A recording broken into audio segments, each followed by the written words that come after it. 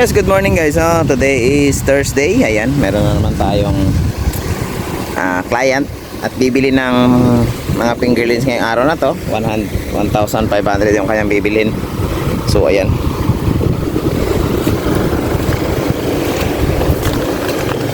Yung kanyang tangke na lalagyan niya, ito po.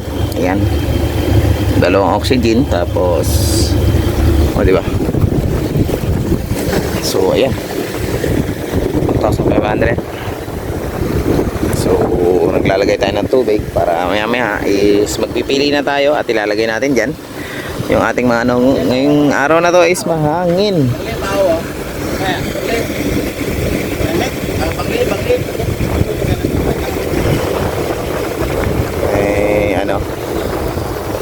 Dumating siya. So kanyang motor is dalawa, tapos oxygen.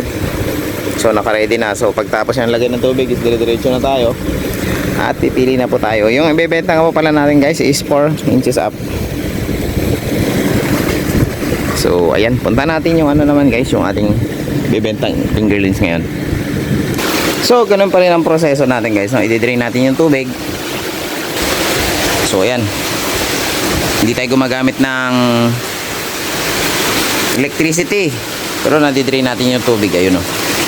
O diba, sumasambuan yung tubig. So yung ating gamot na pampatulog, ito po yun. Ito po yung gamot natin na pampatulog, diba? So ayan yung ating gamot na pampatulog guys.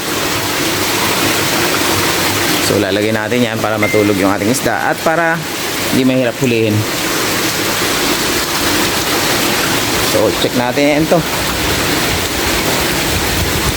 Ito, mga 5 inches na to. Hindi rin natin bibenta yan. Wala tayong buyer. So dito tayo sa 4 inches up. So ayan, malapit na ano.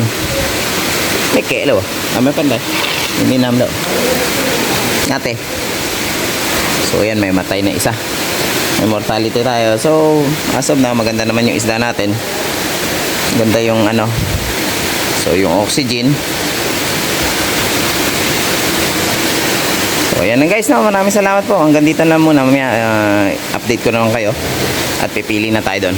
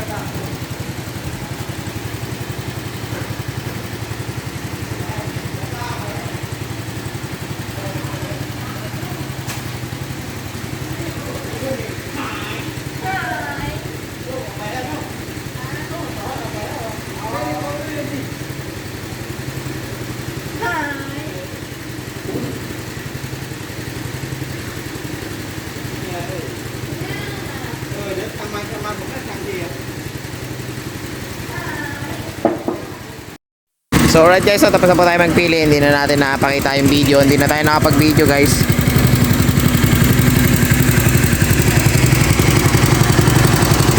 Ito na yung ating mga fry at nakasalang na.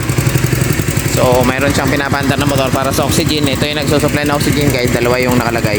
Isa lang pala. So isang oxygen lang bawat galon. So ayan. So paano guys, maraming salamat po.